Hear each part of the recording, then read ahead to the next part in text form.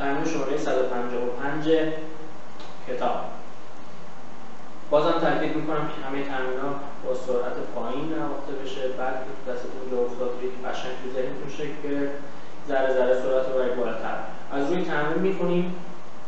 تو ویدیوی قبلی هم عرض کردم خدمتتون، اول ویدیو هست برای تهیه کتاب، میتونید با شماره 22 333 425 و 6 تماس بگیرید. نقطه دار هست، میشه تون چپ، تون کشیده، چپ کوتاه، تون چپ. سکوت دولاچنگ داریم، یه مکس کوتاه، یه دونه چپ بک سریع، تون چپ، چپ بک، بک، چپ، چپ بک، تون چپ، چپ بک، بک، چپ، چپ بک، تون بک چپ، سکوت بک، سکوت بک چپ، بک چپ.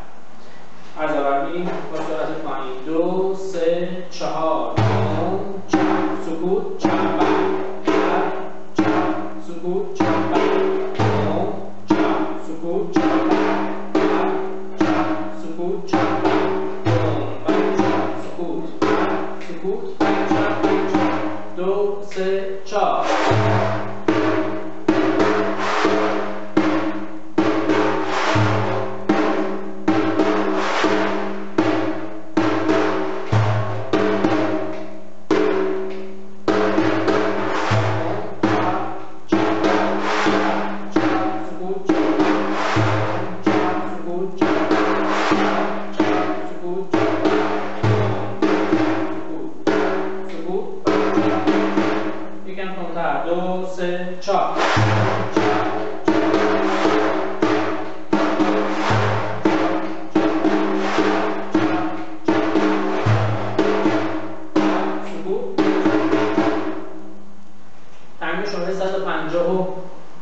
156 تون چپ سکوت بک، بک چپ سکوت بک، تون چپ سکوت بک، بک چپ سکوت بک، تون چپ سکوت، تون بک چپ سکوت بک، تون چپ سکوت، تون بک چپ سکوت بک، تون چپ سکوت، بک چپ سکوت، تون چپ سکوت،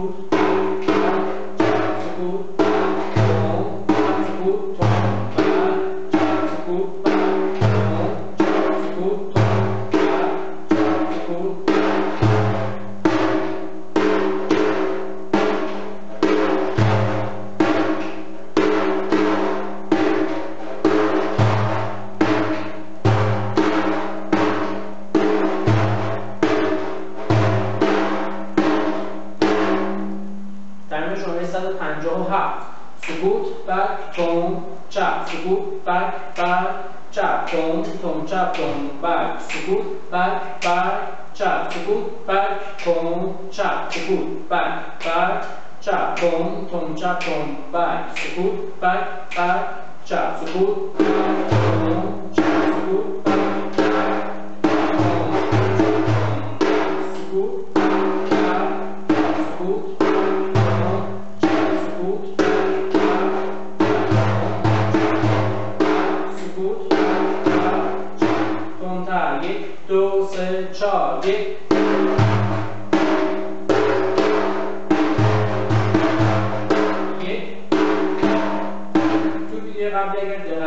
توضیح دادم خدمتتون که این تمرین بهش میگن ضد ضرب، چون به جای نوت اول توی اول میزان و جای نوت توی اول میزان سکوت داریم. 1 2 3 4 به جای این ضرب سکوت داریم. بعد تون چپ، تون ترجمه کنیم. 1 2 3 4 1 1